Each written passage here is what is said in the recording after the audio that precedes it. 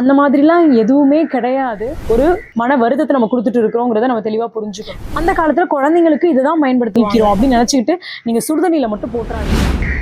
வணக்கம், நான் Nancy Marvin, founder of Mena Naturals and acutherapist. இன்னைக்கு நம்ம பார்க்க போகிற தலைப்பு அந்த 3 நாட்கள். பொதுவாக பெண் பிள்ளைகள் பிறந்து பெரிய மனுஷி ஆகும்போது வீட்டில் எல்லாருமே ரொம்ப சந்தோஷமாக அவங்கள கொண்டாடி அவங்களுக்கு வேணுங்கிற மாதிரி பலகாரங்கள் செஞ்சு கொடுத்து அவங்களை ரொம்ப சந்தோஷப்பட்டு ஒரு ஆனந்தமான நிகழ்ச்சியாக அதை நடத்துகிறாங்க. ஆனால் அந்த குழந்தைகளுக்கு அவங்களுடைய மனதளவில் அது ஒரு பயமாகவும் அது ஒரு கஷ்டமான காரியமாகவும் விதைக்கப்படுது.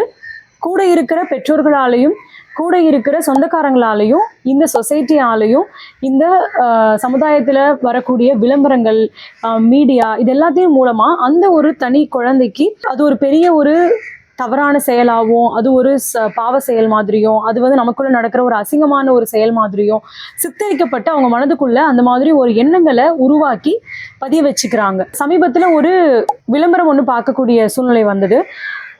அதில் பார்த்தீங்கன்னா அது ஒரு இரவு நேரத்தில் ரொம்ப அப்படியே கத்திக்கிட்டு பயந்து எழுந்து அவங்களுடைய படுக்கையில் வந்து அப்படியே ஸ்ட்ரெயின் ஆன மாதிரியும் அவங்களுடைய உடைகளில் ஆன மாதிரியும் அதனால ஏதோ ஒரு பெரிய பாவம் நடந்த மாதிரியும் இப்படி ஆயிடுச்சுன்னு சொல்லி அதை கத்தி ஒரு பயமுறுத்தி அந்த மாதிரிலாம் எதுவுமே கிடையாது. ஒரு வீட்டில் ஒரு மனைவியோ இல்லை மகளோ இல்லை மருமகளோ கன்சீவ் ஆகுறாங்க, குழந்தை தரிக்கிறாங்க அப்படின்னா அதை எப்படி கொண்டாடுறோம்? குழந்தை பிறக்கும் போது அதை எப்படி கொண்டாடுறோம்? அந்த குழந்தையை எடுத்து கொஞ்சி அப்படி கொண்டாடுறோம்ல. அந்த குழந்தை வேணும்னு அவ்வளோ சந்தோஷப்பட்டு அந்த குழந்தைய அவ்வளோ ஆசாசையாக பார்த்துக்கிறோம்ல. குழந்தை வேணும், மாதவிலக்கு வேணாம் அப்படின்னு சொன்னால் எந்த விதத்தில் இது நியாயம்? அப்போது இது வந்து நம்ம மனதுக்குள்ளே இருக்கக்கூடிய ஒரு விஷயமா தான் இருக்குது. நாம் நம்மளுடைய குழந்தைகளுக்கு இதை கண்டிப்பாக சொல்லிக் கொடுக்கக்கூடிய ஒரு நிலையில் இருக்கிறோம். அதுக்கு பெற்றோர்களாகிய ஒவ்வொருத்தருமே இதை பற்றின தெளிவான ஒரு புரிதலும் பெற்றுக்கொள்ள வேண்டிய சிச்சுவேஷனில் இருக்கிறாங்க.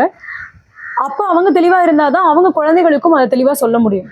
இப்போ குழந்தைகளும் இந்த காணொலியை பார்க்கும் பொழுது நான் எல்லாருக்குமே சேர்த்து இதை நான் சொல்லிடுறேன்.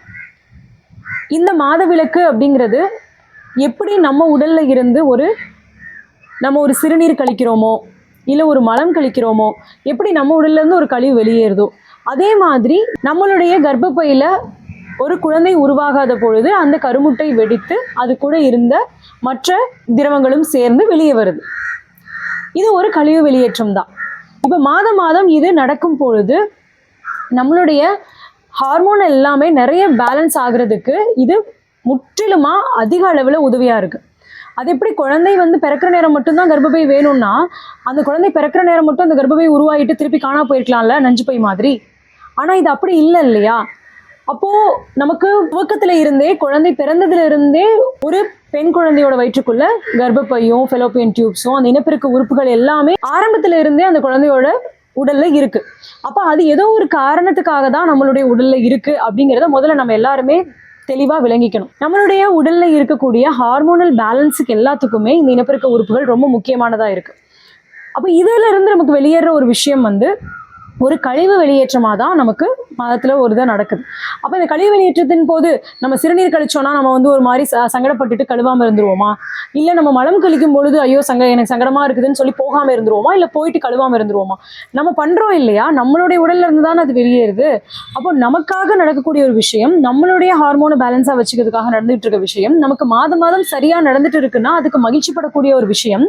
அதை குறித்து நம்ம பயமோ அது பாவம்னு சொல்லி ஒரு அசிங்கமோ அதை குறித்து ஒரு வருத்தமோ அதை குறித்து ஒரு சங்கடமோ நமக்குள்ளே வரும் பொழுது சரியாக வேலை செஞ்சுட்டு இருக்கிற நம்மளுடைய உள்ளுறுப்புகள் எல்லாருக்குமே ஒரு மன வருத்தத்தை நம்ம கொடுத்துட்டு இருக்கிறோங்கிறத நம்ம தெளிவாக புரிஞ்சுக்கணும். இதை தாண்டி பார்த்தீங்கன்னா அந்த காலத்தில் இந்த மாதிரி ஒரு மாதவிலக்கு நேரங்களில் பெண்களை வந்து ஓய்விடுங்க, நீங்கள் வந்து வேறு எந்த வேலைகளும் செய்ய வேண்டாம், தனியாக இருங்க, அதை தொடாதீங்க, இது தொடாதீங்க, அதை செய்யாதீங்க, இதை செய்யாதீங்க, நீங்கள் முழுமையாக ஓய்வில் இருந்தால் போதும் அப்படின்னு சொல்லி நம்மளை அந்த காலத்தில் அப்படி தான் வச்சுருந்தாங்க. சரி, ஓகே. இப்போ அந்த காலத்தில் அது ஒரு எக்ஸ்ட்ரீமுக்கு போய் வேறு மாதிரி நிறையா சிக்கல்களுக்குள்ளேயும் ஆளாச்சு. ஒரு கட்டத்துக்கு அப்புறமா நம்ம யோசிச்சு பார்க்கும்போது அந்த மாதிரி ஓய்வு கொடுத்தது எவ்வளோ பெரிய விஷயம், அப்பா அந்த மாதிரி ஒரு ஓய்வு கிடைச்சா எவ்வளோ நல்லா இருக்கும் அப்படிங்கிற மாதிரி இப்போ தோணவே ஆரம்பிச்சிருது.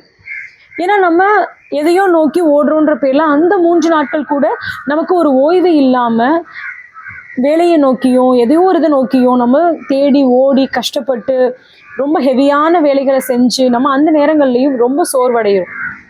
ஏற்கனவே அந்த நேரங்களில் நம்மளுடைய உடல் வந்து கொஞ்சம் சோர்வாக தான் இருக்கும். அப்போ அந்த நேரங்களில் முழுமையான ஒரு ஓய்வு கொடுத்து, பசிச்சா மட்டும் சாப்பிட்டு, கொஞ்சம் நல்ல ரெஸ்ட் எடுத்து, அமைதியாக நிம்மதியாக அழகாக அதை வந்து இந்த 3 நாட்கள் கழிக்கும்போது உங்களுக்கு அடுத்தடுத்து நடக்கிற எல்லாமே வந்து உடலில் எல்லாமே நல்லபடியாக அமையும். எல்லா விதங்கள்லையும் உடல் வந்து சௌகரியமாக இருக்கும். ஆனால் அந்த நாட்களில் நம்ம முழுமையாக ஒரு ஹெவியான வேலைகளை இழுத்து போட்டு செஞ்சு அந்த நேரங்களில் நம்ம வெளியே போகிறதுக்காகவே ஒரு 12 மணி நேரம் வச்சுக்கிற மாதிரிலாம் வந்துட்டு ஒரு பேட் வைக்கணும்னு சொல்லி பிளான் பண்ணி அதை தள்ளி போடுறதுக்குன்னெலாம் பிளான் பண்ணி நம்ம வந்து எதோ முயற்சிகளை பண்ணி நம்மளுடைய இந்த கரண்ட்ல இருக்கக்கூடிய ஒரு வாழ்க்கைக்காக நம்மளுடைய உடல் நலத்தை நம்ம கேடு செஞ்சுக்கிறோம். இப்போ அடுத்து நம்ம பார்த்தீங்கன்னா நம்ம பயன்படுத்தக்கூடிய நாப்கின்ஸ், நம்ம அதில் பயன்படுத்தக்கூடிய நாப்கின்ல எவ்வளோ விஷயங்கள் இருக்குன்னு இப்போ எல்லாருக்குமே நிறைய பேர் சொல்ல ஆரம்பிச்சிருக்காங்க. நிறைய பேர் அதை பற்றி புரிஞ்சுக்க ஆரம்பிச்சிருக்காங்க. நிறைய பேருக்கு அதை பற்றி தெரியுது. ஆனால் தெரியாதவங்களும் நிறைய பேர் இருக்காங்க. அவங்களுக்காகவும் நான் இதை சொல்கிறேன்.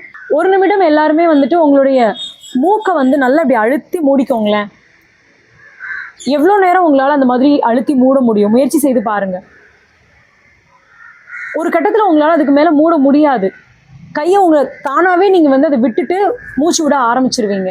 இதுக்கு முன்னாடி தோல் பற்றி ஒரு காணொளி ஒன்று போட்டிருந்தோம். நம்மளுடைய குளியல் பொடி பற்றி, ஏன் வேண்டும் குளியல் பொடின்னு சொல்லிட்டு ஒரு காணொளி ஒன்று போட்டிருந்தோம். அதில் தோல் சுவாசிக்கும் அப்படின்றத பற்றியும் பேசியிருந்தோம்.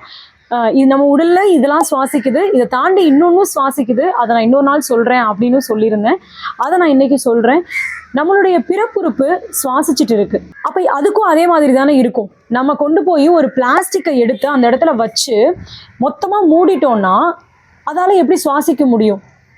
அப்போ முழுமையான சூடு கர்ப்பப்பைக்கு போய் தாக்காதா? நம்ம அது எல்லாத்தையுமே யோசிக்க வேண்டியது இருக்குது. இதை தாண்டி அதில் வரக்கூடிய மனம் வந்து நல்லா இல்லைன்னு சொல்லிட்டு அதுக்காக புதுசாக ஃப்ராக்ரன்ஸுன்ற பேரில் முழுமையாக அந்த பிளாஸ்டிக்கில் நிறையா ஃப்ராக்ரன்ஸை கொட்டி, அதோடு அது மட்டும் இல்லாமல் அது கூட நிறைய கெமிக்கல்ஸை போட்டு இது எல்லாத்தையும் போடும்போது நமக்கு முழுமையாக அந்த இடத்துல பிரச்சனைகளும் வருது.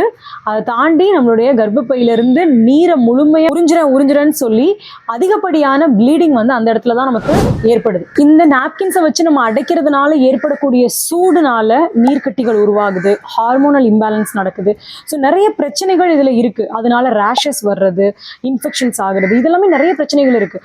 ஆனால் நமக்குள்ளே எப்படி பதிய வைக்கப்பட்டிருக்குன்னா, நம்ம ஒரு துணியை பயன்படுத்தணும்னா அது ஹைஜீனிக் கிடையாது, அது ஆரோக்கியம் கிடையாது, அது ரொம்ப அசிங்கமான ஒரு விஷயம், இந்த மாதிரி நமக்குள்ள பதிய வைக்கிறதுக்கு பட்டு நம்ம இந்த மாதிரி மாறி பண்ணிட்டு இருக்கோம். இப்போ சமீபத்தில் நம்ம ஒரு என்எஸ்எஸ் கேம்ப்ல குழந்தைங்களோட ஒரு 12th படிக்கிற பிள்ளைங்களோட நம்ம வந்து இதை பற்றி பேச வேண்டிய ஒரு வாய்ப்பு கிடைச்சிது. அப்போ அவங்களுக்கு இதை பற்றின எஜுகேஷன் நம்ம கொடுக்குறோம், அதை பற்றி நம்ம சொல்லி கொடுக்குறோம். அப்போ அதில் ஒரு 3 குழந்தைகள் வந்து 3 பெண் பிள்ளைகள் வந்து தனியாக வந்து பேசுகிறாங்க. அப்போ அவங்க எல்லாரோடையும் சொல்லும் போதும் அந்த ரிவ்யூவை சொன்னாங்க. எங்கள் வீட்டில் எங்கள் பேரண்ட்ஸ், எங்கள் அம்மா வந்து இதான் பயன்படுத்த சொன்னாங்க. எனக்குமே வந்து அதை பயன்படுத்தும் பொழுது உடல் வந்து நல்லா இருந்துச்சு. ஆனால் எனக்கு ஒரு மாதிரி யாரும் எதையும் நீ சொல்லிடுவாங்களோ, இது நல்லது இல்லையோ, இது தப்போன்னு நானே நினச்சிக்கிட்டு எனக்கு வந்து ஒரு மாதிரி சங்கடமாக இருந்து அதை நான் பயன்படுத்த மாட்டேன்னு எங்கள் அம்மா கிட்ட சண்டை போட்டுட்டு இருந்தேன். ஆனால் நீங்கள் சொன்னதுக்கப்புறமா எனக்கு ரொம்ப சந்தோஷமாக இருக்குது மிஸ், நான் இதே பயன்படுத்துகிறேன், எனக்கு இப்படி தான் பிடிச்சிருக்குது, நீங்கள் சொன்னதுக்கப்புறம் எனக்கு அது சரின்னு படுது, நான் அப்படியே பயன்படுத்துகிறேன் அப்படின்னு சொன்னான். அப்போது இந்த குழந்தைங்களுக்கு யார் புரிய வைக்கிறது? இது சரிதான், இது நல்லதுதான் சொல்லி நம்ம தான் அவங்களுக்கு எடுத்து சொல்ல வேண்டியது இருக்குது, புரிய வைக்க வேண்டியது இருக்குது, நிறைய பேருக்கு போய் இது சேர வேண்டியது இருக்குது. அதனால தயவு செய்து இதை நிறைய பேருக்கு புரிய வைங்க, குழந்தைங்களுக்குள்ள சொல்லி புரிய வைங்க. இப்போ இதை நிறைய பேருக்கு புரிஞ்சு நிறைய பேர் கொஞ்சம் கொஞ்சமாக மாறிட்டு வந்துட்டு இருக்காங்க. அப்போ இதுக்கு மாற்று என்ன அப்படின்னா, நிறைய அம்மாமார்கள், ஏன் இப்போ 90s கிட்ஸாக இருக்கக்கூடிய நிறைய குழந்தைங்களுக்கு இன்னமும் கூட தெரியும் துணிகள் தான் அந்த காலத்தில் பயன்படுத்தினாங்க. துணியை எந்த மாதிரி தேர்ந்தெடுத்துக்கணும், அதை எப்படி பயன்படுத்திக்கணும் அப்படிங்கிறது இன்னும் நிறைய விஷயங்கள் நிறைய இருக்குது. இதுக்குள்ள சாயம் அதிகம் போடாத துணிகளாக பார்த்து, இல்லைனா இயற்கை சாயமாக போட்டிருக்க துணிகளாக பார்த்து நம்ம பார்த்து கவனமாக அதை வாங்கி அதை நம்ம நிறையா தடவை அலசி எடுத்து, அப்படி இல்லைனாலும் கூட நம்ம அம்மாவுடைய பழைய பருத்தி துணிகள், பருத்தி சேலைகள், அந்த மாதிரி சேலைகள் வந்து ஏற்கனவே பழையன்னு சொல்லிட்டாவே அவங்க நிறைய தடவை அதை துவைச்சு காய போட்டிருப்பாங்க. அப்போ அதில் முழுமையாக ஒரு மெத்துன்னு சாஃப்ட்னஸ் இருக்கும். அது மட்டும் இல்லாமல் அதில் வந்து சாயத்தோட தன்மை முழுமையாக அதில் காணா போயிருக்கும். அந்த காலத்தில் குழந்தைங்களுக்கு இதை தான் பயன்படுத்துவாங்க. பருத்தி துணிகள் இருந்ததுன்னா அதை எடுத்து வச்சு அழகாக வெட்டி அதை தான் பயன்படுத்திட்டு இருந்தாங்க. அந்த மாதிரி துணிகளை நம்ம எடுத்து நம்மளுடைய பக்குவத்துக்கு ஏற்ற மாதிரி நமக்கு எப்படி வேணுமோ அது மாதிரி அழகாக வெட்டி பயன்படுத்தலாம். இல்லை இப்போ நான் வந்து வெட்டி பயன்படுத்துகிறேன்னா அதை காய போடுறதுக்கு எனக்கு சங்கடமாக இருக்குது, அது ரொம்ப பெருசாக இருக்குது, துவைக்கிறதுக்கு சங்கடமாக இருக்குன்னெலாம் பயன்படுத்தும் போது இப்போ அழகாக நம்ம என்ன மாதிரி ஒரு நாப்கின் பயன்படுத்துகிறோமோ அதோட வடிவத்திலேயே நம்ம அழகாக அதை வெட்டி அதுக்கு ஏற்ற மாதிரி அழகாக தச்சு பின்னாடி பட்டன் வச்சு அழகாக நம்மளே தச்சுக்க முடியும். இப்போ நிறைய காணொளிகள் அதை பற்றி நிறைய போட்டிருக்காங்க. அந்த மாதிரி அழகாக தச்சுக்கிட்டு நம்ம பயன்படுத்தும் போது அதை துவைக்கிறதோ அதை காய போடுறதோ நமக்கு ஒரு சங்கடமாக இருக்காது. இப்போ நம்ம முதல்ல சங்கடம்னு யோசிக்கிற இடத்து தான் நான் முதல்ல உடைச்சேன். நீங்கள் சங்கடம்னு யோசிக்கிறீங்கன்னா நாளைக்கு உங்களுக்கு நீங்கள் வந்து கன்சீவ் ஆகணும், குழந்தை வேணுன்ற இடத்துல எப்படி யோசிப்பீங்க? நம்மளுடைய மலகுத்த வெளியே போயிட்டு நம்ம கழுவாமல் இருப்போமா? அப்போ நம்மளுடைய துணியை வந்து நம்ம துவைக்கிறதுக்கு நம்மளுடையதை கழுவுறதுக்கு நம்ம வந்து சங்கடப்படக்கூடாது. அப்போ இதுக்கடுத்து நம்ம அதை பயன்படுத்தி அதை வந்து அழகாக உங்களுக்கு அது கிருமி நாசினியாக நீங்கள் பயன்படுத்தணும்னு நினச்சிங்கன்னா வேப்பிலை பொடி போடலாம், இல்லை வேப்பிலையை அரைச்சி ஊற்றிக்கலாம், இல்லை மஞ்சத்தூள் போட்டுக்கலாம். உங்களுக்கு என்ன மாதிரி தோணுதோ அது மாதிரி நீங்கள் அதை கிருமி நாசினியாக நீங்கள் போட்டு பயன்படுத்திக்கலாம். இதில் நீங்கள் ஒரு விஷயம் மட்டும் கவனிச்சிக்க வேண்டிய விஷயம் என்னவாக இருக்கும்னா, நீங்கள் துணியை பயன்படுத்திட்டு அந்த துணியை வந்து தவறாக கூட நீங்கள் யோசிச்சுக்கலாம், இதை வந்து நம்ம சுடுதண்ணியில் போட்டால் எல்லா கரையும் வந்து நீக்கிறோம் அப்படின்னு நினச்சிக்கிட்டு நீங்கள் சுடுதண்ணியில் மட்டும் போட்டுறாதீங்க. அது வந்து இன்னும் ஆழமாக அந்த கரை வந்து அதில் போய் படிஞ்சுக்கும். நீங்கள் வந்து என்ன பண்ணணும்னா உடனே அதை கழுவிடலாம். அழகாக ஒரு பச்சை தண்ணியிலேயே நீங்கள் போடலாம். போட்டுட்டு ஒரு 10 நிமிஷம் 20 நிமிஷம் அந்த தண்ணிக்குள்ளேயே கடந்துருச்சுன்னா கொஞ்சம் நேரம் கழித்து நீங்கள் அதை புளியும் போது அதுலேருந்து எல்லா ஸ்ட்ரெயின்ஸும் அழகாக வெளியே வந்துடும். நீங்கள் அப்புறமா எப்பயும் போல் துவைச்சிட்டு அதை காய போட்டுக்கலாம். நீங்கள் துவைக்கும் பொழுதும் நீங்கள் கொஞ்சம் அதை சிந்திங்க.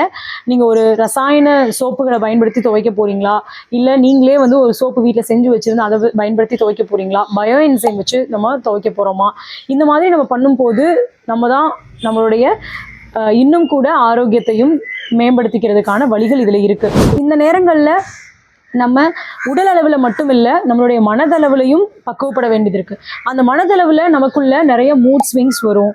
நம்ம வந்து சில நேரங்களில் கோவமாக இருக்கலாம், நமக்குள்ள ஒரு டென்ஷன் வரலாம், திடீர்னு ஒரு டயர்ட்னஸ் வரலாம், இல்லை சோகமாகலாம். இந்த மாதிரி மூட் ஸ்விங்ஸ்லாம் வரும். இதெல்லாமே ரியாலிட்டியில் இது நடக்கக்கூடிய ஒரு விஷயம், எல்லாருக்குமே இருக்கக்கூடிய ஒரு விஷயம். அப்போ அதை ஏற்றுக்கிறதுக்குரிய மனப்பக்குவம் முன்னாடியே நம்ம ஏற்படுத்திக்கணும்.